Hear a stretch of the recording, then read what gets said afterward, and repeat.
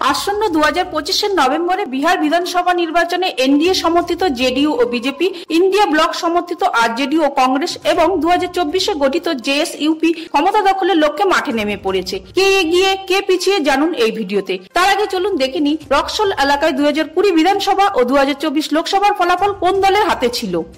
রক্সল কেন্দ্রে 2020 সালের বিধানসভা নির্বাচনে এনডিএ সমর্থিত বিজেপি প্রার্থী প্রমোদ কুমার সিনহা পেয়েছিলেন 45.6% ভোট। ইন্ডিয়া ব্লক সমর্থিত কংগ্রেস প্রার্থী রামবাবু যাদব পেয়েছিলেন 24.81% ভোট আর ইন্ডিপেন্ডেন্ট প্রার্থী সুরেশ কুমার যাদব পেয়েছিলেন 16.1% ভোট। দেখা যাচ্ছে 2020 সালের নির্বাচনে রক্সল বিধানসভা কেন্দ্র থেকে বেশ কিছু ব্যবধানে জয়ী হন বিজেপি প্রার্থী প্রমোদ কুমার সিনহা। আর 2024 সালের লোকসভা নির্বাচনে রক্সল বিধানসভা কেন্দ্রে বিজেপি প্রার্থী ডক্টর সঞ্জয় জয়সওয়াল পায় মোট 1,02,662টি ভোট।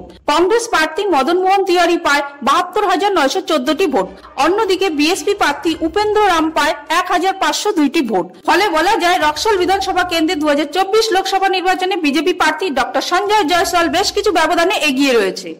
এবার দেখে নেওয়া যাক রক্সল বিধানসভা কেন্দ্রে 2025 সালে সম্ভাব্য ভোটের ফলাফল নিয়ে সমীক্ষক সংস্থার রিপোর্ট অনুযায়ী এনডিএ সমর্থিত বিজেপি পেতে পারে 42.87% ভোট, ইন্ডিয়া ব্লক সমর্থিত কংগ্রেস পেতে পারে 21.75% ভোট, জেএসইউপি পেতে পারে 14.11% ভোট আর নোটা পেতে পারে 1.63% ভোট। সেক্ষেত্রে বিজেপি ও কংগ্রেসের ভোট কিছুটা কমতে পারে। যদিও সমীক্ষা অনুযায়ী 2025 সালে রক্সল বিধানসভা কেন্দ্রে বেশ কিছু ব্যবধানে সম্ভাব্য জয়ী দল হতে পারে বিজেপি। যদিও সমীক্ষাটি রক্সল বিধানসভা কেন্দ্রে অল্প সংখ্যক মানুষের মতামত নিয়ে এই রিপোর্ট বানানো, তাই এর ফলাফল বাস্তবে মিলতেও পারে আবার নাও পারে। ফলে আমাদের ফলাফল পর্যন্ত অপেক্ষা করতেই হবে। তবে বলে রাখি, এই রিপোর্ট সম্পূর্ণভাবে ডিবি থেকে পাওয়া। বাংলায় রিপোর্ট ইউটিউব চ্যানেল নিজস্ব কোনো মতামত এতে প্রকাশ করেনি।